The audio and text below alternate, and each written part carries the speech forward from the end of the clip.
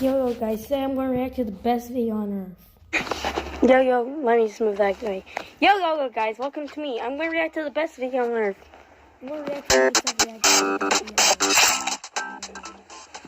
Hey y'all, Scott here, and happy Independence. I would have said day, but I'm such a busy guy, so much so that I'm making my jack-o'-lanterns now so I don't have to in October. Pumpkins are hard to come by this time of year.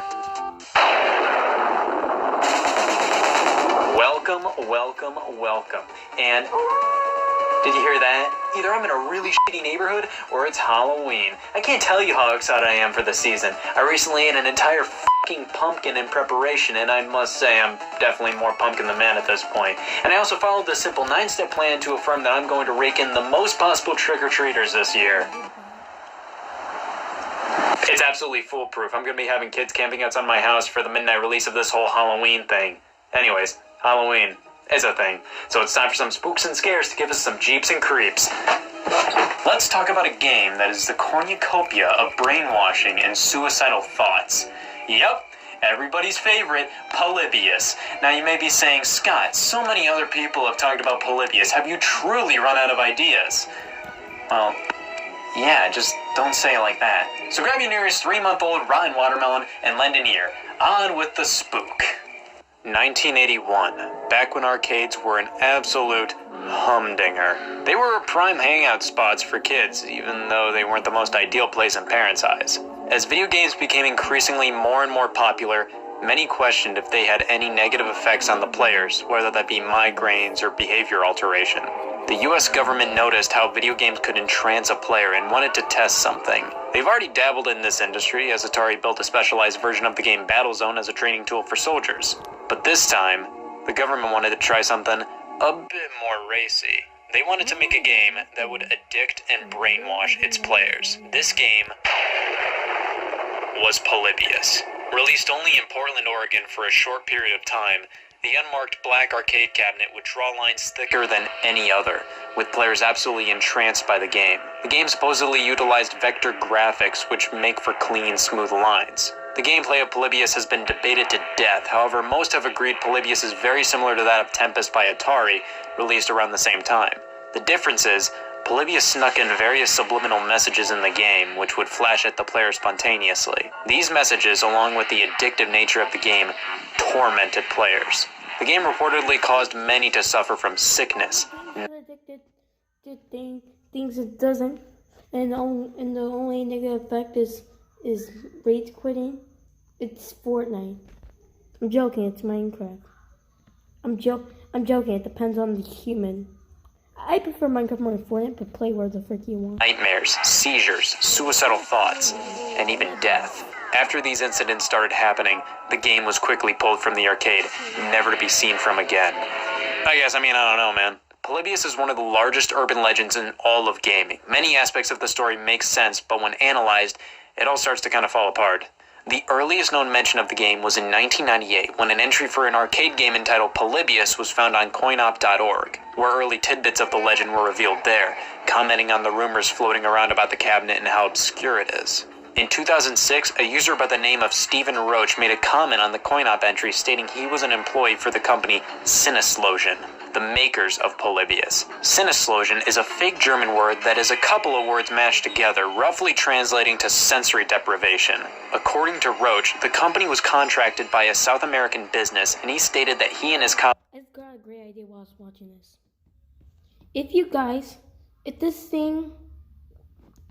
If this video has the same thumbnail as the other one, as the first one, you gotta like subscribe and ring that notification button, and also share it on every single social media you'll have.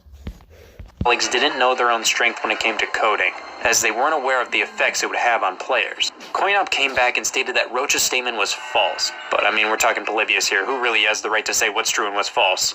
The concept of a video game harming the minds of impressionable youth is nothing new.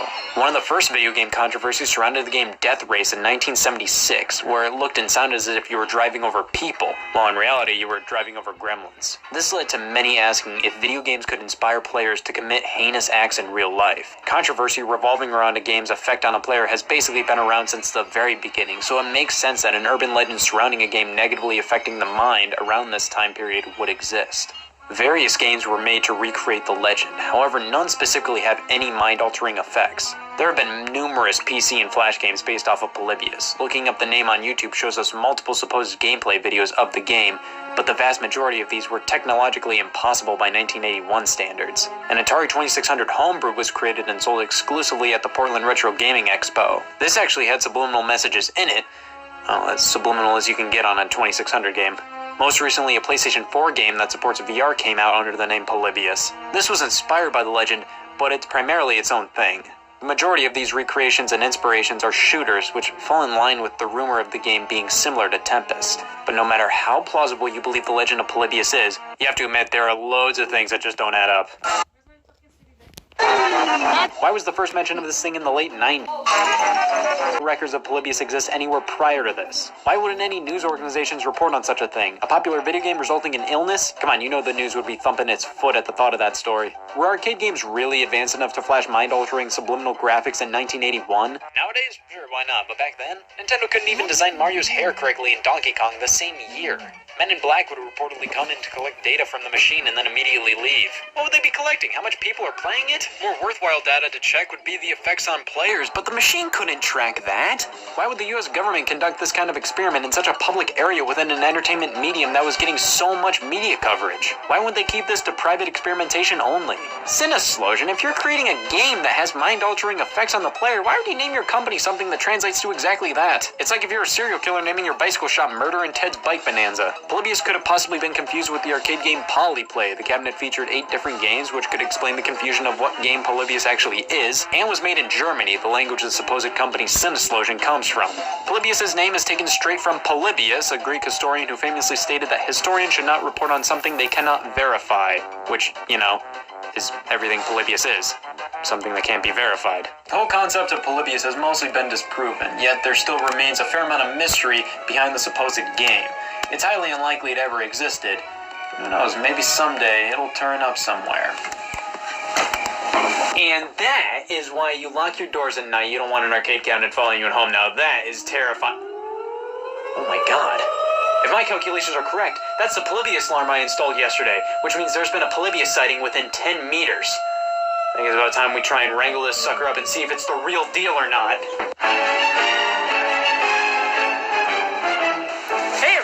And I can't believe it, but it's finally time to start this brand new segment I've been wanting to do for quite a long time. Elusive Demonic Arcade Cabinet Chasers. On this episode, we're going to be trying to find Polybius. And on the next episode... Now, of course, Polybius' main function was brainwashing impressionable youth, so catching it is easier than you may think. What can I say? I just get demonic arcade cabinets. So it's been about a solid 5 minutes past the amount of time anybody should be hunting for demonic arcade cabinets for, and I'm about ready to call it quit. Looks like we got a live one! Not in the box. Fucking boxing told me this thing would catch anything and everything. I hate when this happens.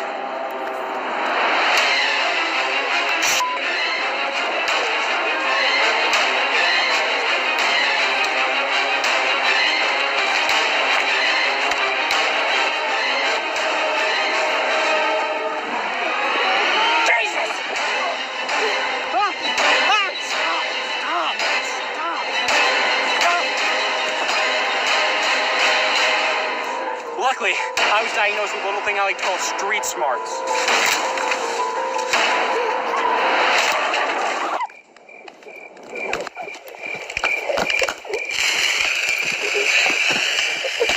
That smells like hypnosis.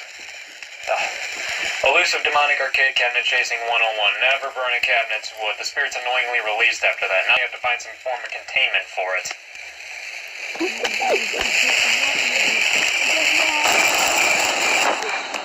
That watermelon contains one of the most horrific spirits ever conceived. I had to lock it up for good, so I sold it to some jank thrift shop.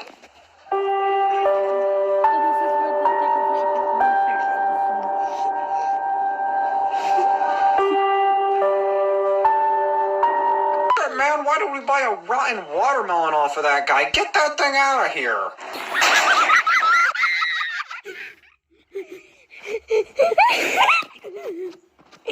Leave a like I did. Leave a like I did. Those 18,000 people probably had to laugh. Those 1 people probably had to laugh.